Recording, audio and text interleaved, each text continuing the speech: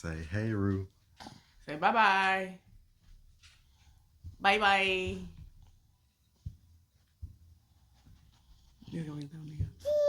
Lavi, get out of the camera. Bruh. All right, so today we'll be talking about abstinence before marriage and why it is so important to practice something like that. By the time I got to college and stuff, and by the time I started getting my life, yeah, you got something to say, buddy? Yeah, man. So it's important to practice abstinence because whenever you allow the flesh to take over your relationship, then that's when things become cloudy. A lot of times you will allow red flags to pass by you and things go unnoticed because you've now entered into a realm of lust. And so when lust is the dominant thing in a relationship, then it becomes hard to really understand or grow in a spiritual sense other than the physical stuff, if that makes any kind of sense. So I think it's important because, we have to grow spiritually and mentally first. The physical stuff should come last because when you allow the physical stuff to be first, then, all the mental and spiritual stuff, you'll look past that stuff because now you just you're connected now. You have this soul tie to where it's hard for you to see, certain red flags. If you need to see them, you'll miss them. But the scriptures talk a lot about how the flesh leads to death. Mm-hmm. So when you allow the flesh to lead, it's going to cause a lot of chaos and destruction if you're not careful. Because there's a lot of relationships out there, that lead with physical stuff first, and then you miss out on red flags. And then once you get into a marriage, once you get into a serious commitment, and then when the red flags start to pop out like an eyesore, now you're wondering, right, where did this come from? But it's like, no, you have allowed the lust to blind you to the blind spots and to the red flags that you were supposed to see. So that's just kind of my take on the abstinence thing. And so I'll let Chris explain, her background on that and what she thinks as well. We were always raised, me and my siblings were always raised to save ourselves for marriage. And it was from a biblical standpoint. My parents always explained that to us and kind of the importance of why you save yourself. And so I feel like I had a good foundation of why I'm going to save myself for marriage. And that was something obviously I had been taught. And then I made the commitment, the conscious commitment around 14, I remember. And it was really at 16, I think, when I got my purity ring. I think I was 16, I got my purity ring. Mm-hmm. And to me, that was just an outward symbol of I'm saving myself. And then, so I kind of knew we would go to summer camps and stuff and have all these girl classes and stuff. So I knew the importance of from a biblical standpoint, wanting to save yourself. Mm-hmm. So that was my conviction. And even going to college, one, I was not trying to date anybody because I was if you don't date anybody, then you don't have the temptation. So I'm just gonna not have the temptation. So I'll just never talk to guys. So that was my thing. But then going to college, I still had that strong conviction, and I met people in college. My best friend, was a virgin, is a virgin too, and so that really helped me even more. But I guess I had from a different standpoint of why I wanted to save myself, but I always knew I wanted to save myself, right, for marriage, before marriage. I feel like it was important for me because I had heard, and I'm sure this is a common analogy, but I just thought about myself I want to present myself as a precious gift. And I don't think it doesn't make you not a precious gift if you've already done stuff. You can still be a precious gift if you make that commitment to save yourself in the future. But I just always wanted to present myself as a precious gift to my husband. Mm-hmm.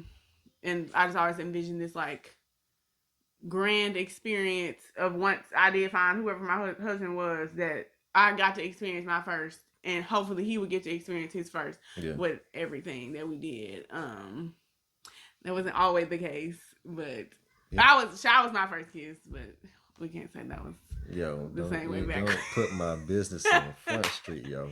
That was my. So I just wanted to. I wanted to be able to experience, and it was hard. I think once I got to college and realized I was definitely in like a small Christian bubble growing up. Like Right. I went to a small private Christian private school, and then I had that same group of friends from when I was like eighth grade until when I graduated, and a lot of us were, as far as I knew, virgins.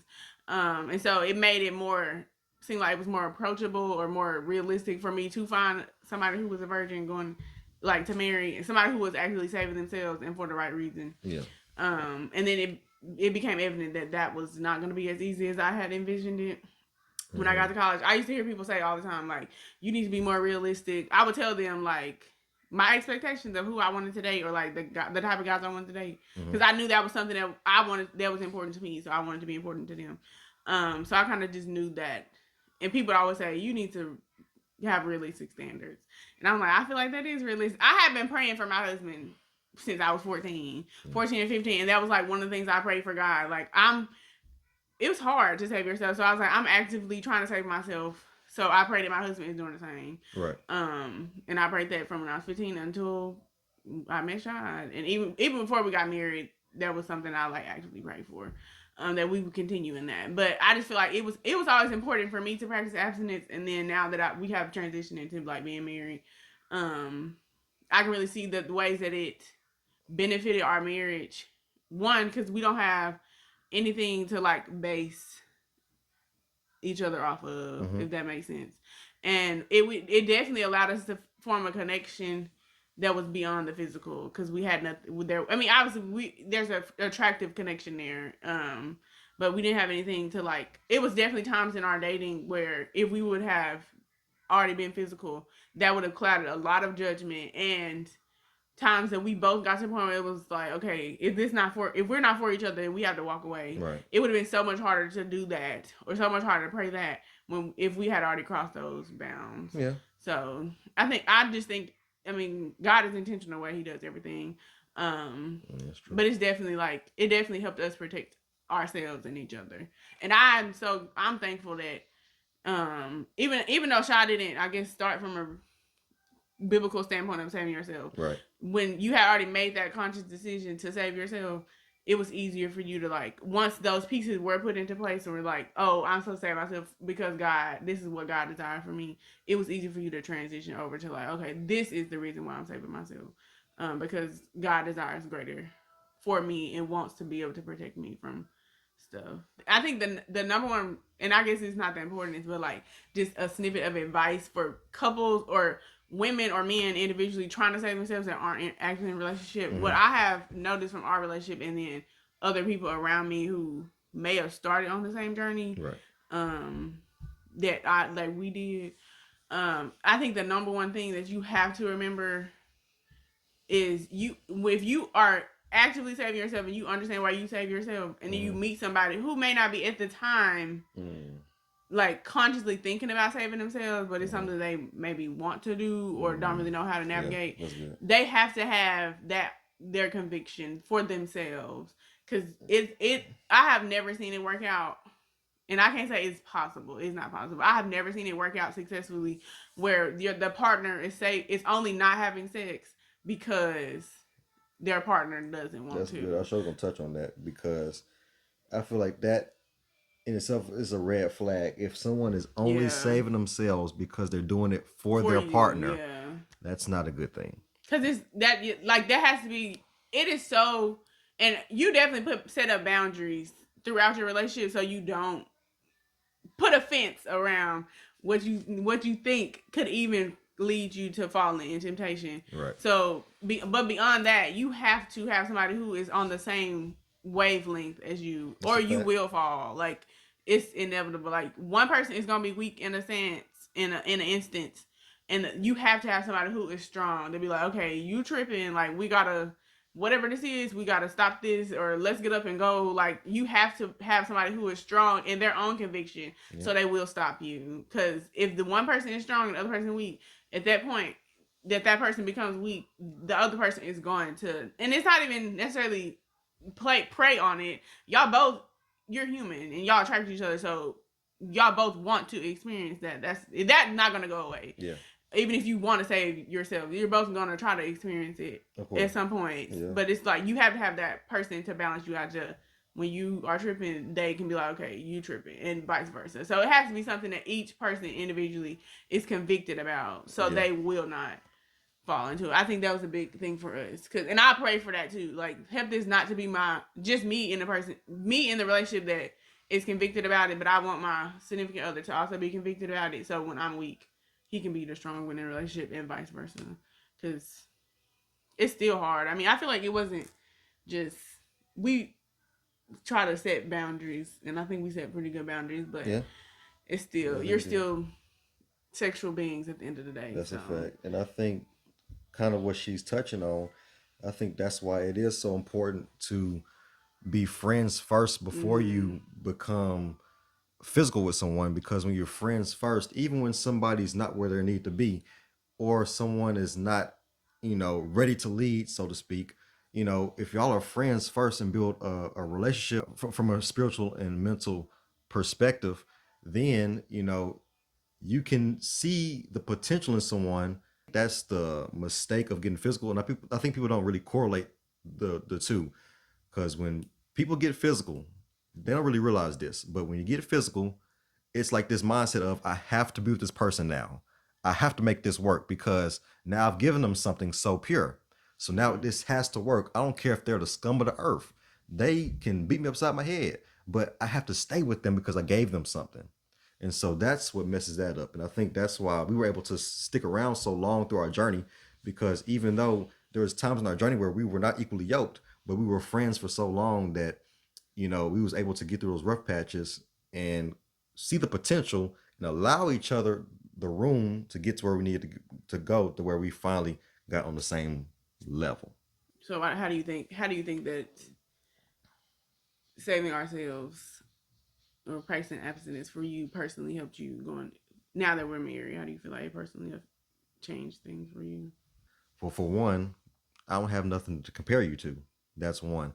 I think a lot of relationships, marriages, a lot of times you have expectations from something that you've experienced before, and your partner might not necessarily meet that criteria because this last person used to do A, B, and C, and this is what I want from you, and all that kind of stuff. And you might not actually say it out loud, but in the back of your mind, I'm sure, when you do physical stuff with your wife, you compare it to what you had before, and obviously all of these different people, these body counts that people have, those soul ties, you think about that stuff sometimes. You think about what you used to do with so and so. You think about what you used to do with so and so. It's just part of human nature. These memories are still in our head. So I'm glad I don't really have none of that. I don't really have those soul ties to where I'm going back and reminiscing on what so and so was like, and past experiences of how, you know, physical acts used to be with this person and all that kind of stuff. Yeah. And so I think it helped a lot in that area for sure. You're my first of a lot of things, right? So I just think that's very important that your spouse be.